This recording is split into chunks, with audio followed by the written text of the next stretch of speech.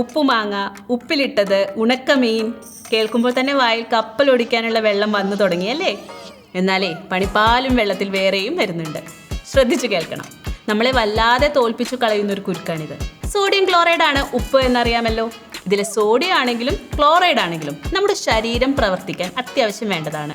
Blood pressure normal ആക്കാനും, ഞരമ്പിലെ signal കിട്ടാനും, മസിലൊക്കെ കറക്റ്റായി നിവരാനും ചുരുങ്ങാനും ഒക്കെ സോഡിയം വേണം. സോഡിയത്തിന്റെ അളവ് വല്ലാതെ കുറഞ്ഞാൽ തലവേദന, തളർച്ച, ഛർദി, മസിൽ ക്രാമ്പ്, ഓർമ്മയെ ബാധിക്കൽ ഇങ്ങനെ തുടങ്ങി കോമയും മരണവും എത്തുന്നത്ര സീരിയസ് ആണ്. പ്രായപൂർത്തിയായ വ്യക്തിക്ക് ഒരു ദിവസം പരമാവധി 2300 മില്ലിഗ്രാം, അതായത് 2.3 ഗ്രാം സോഡിയമാണ് റെക്കമെൻഡഡ്. ക്ലോറൈഡിന്റെ അളവ് ഇതുതന്നെ. ഇത്രയും സോഡിയവും ക്ലോറൈഡും ശരീരത്തിന് ലഭിക്കാൻ കഷ്ടിച്ചൊരു ടീസ്പൂൺ ഉപ്പ് മതി. പക്ഷേ നമ്മൾ ചോറും കറിയൊക്കെ ഉണ്ടാക്കുന്ന സമയത്ത് അതിൽ ഓരോന്നിനും ചേർക്കുന്ന ഉപ്പ് എത്രയാ? ഇത് കഴിക്കാൻ വേണ്ടി പാത്രത്തിലേക്ക് എടുക്കുമ്പോൾ എക്സ്ട്രാ കുടഞ്ഞിടുന്ന ഉപ്പ് എത്രയാ? ഇതെല്ലാം ഒന്ന് കൂട്ടി നോക്കിയേ. എത്ര സ്പൂൺ വരുന്നുണ്ടെന്ന് കണ്ടോ? ഞെട്ടിയോ? നിൽക്കുന്നേ, മുഴുവനും ആയിട്ടില്ല, വടി വെട്ടാൻ പോയിട്ടേ ഉള്ളൂ. ചോറും ചപ്പാത്തിയും കറികളും മെഴുക്കുപുരട്ടിയും പോലെ നമ്മൾ വീട്ടിൽ വെച്ച് പാചകം ചെയ്യുന്ന ഫുഡിൽ നിന്നല്ല, മറിച്ച് പാക്കറ്റിൽ വരുന്ന ഫുഡിൽ നിന്നാണ് കൂടുതൽ ഉപ്പും അകത്ത് ചെല്ലുന്നത്. സോഡിയം ഒരു ദിവസം പരമാവധി 2.3 ഗ്രാം കഴിക്കാമെന്ന് പറയുന്നുണ്ടെങ്കിലും അത് 1.5 ഗ്രാമിലേക്ക് ചുരുക്കാൻ പറ്റിയാൽ ഏറ്റവും ഉത്തമം എന്നാണ് പുതിയ ഗൈഡ് ലൈൻ പറയുന്നത്. അതേസമയം നമ്മളൊക്കെ ശരാശരി 12 ഗ്രാം വരെ ഉപ്പ് കഴിക്കുന്നുണ്ടത്രേ. എന്ന് വെച്ചാൽ അലൗഡ് ആയതിൻ്റെ 8 ഇരട്ടിയോളം.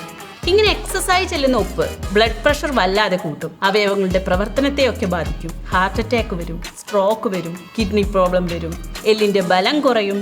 പലരും വിചാരിക്കുന്നത് ഇതൊക്കെ വയസ്സായ ആൾക്കാർക്ക് മാത്രം ബാധകമാണ് എന്നാണ്.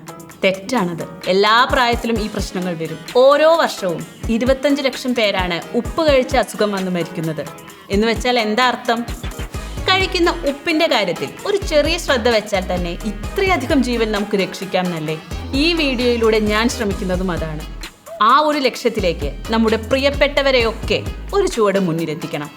അതിന് എൻ്റെ കൂടെ നിൽക്കുമല്ലോ അല്ലേ? കഴിഞ്ഞില്ല, ഓവറായി ഉപ്പ് അകത്തേക്ക് ചെല്ലുന്നത് പാക്കറ്റ് ഫുഡിൽ നിന്നാണെന്ന് പറഞ്ഞല്ലോ. ഈ പാക്കറ്റിൽ നൽകിയ ഉപ്പുമായി ബന്ധപ്പെട്ട വാക്കുകളുണ്ടല്ലോ, മിക്കവർക്കും അതറിയില്ല. ആകെ കൺഫ്യൂസിംഗ് ആണ്.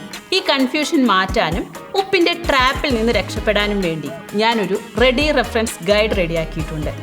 സോൾട്ട് എന്ന് കമൻറ്റ് ചെയ്തോളൂ. ഇവിടെയല്ല, ഇൻസ്റ്റ അല്ലെങ്കിൽ ഫേസ്ബുക്ക് പേജിൽ ചെന്നാണ് കമൻറ്റ് ചെയ്യേണ്ടത്. ഗൈഡ് ഞാൻ ഇൻബോക്സിൽ തരാം. പ്രിയപ്പെട്ടവർക്കെല്ലാം ഈ വീഡിയോയും സോൾട്ട് ഗൈഡും മറക്കാതെ ഷെയർ ചെയ്യണം. അവരെ പോലെ അവരുടെ ആരോഗ്യവും എല്ലാ കാലത്തും ഉഷാറായി തന്നെ ഇരിക്കട്ടെ. ഓക്കെ.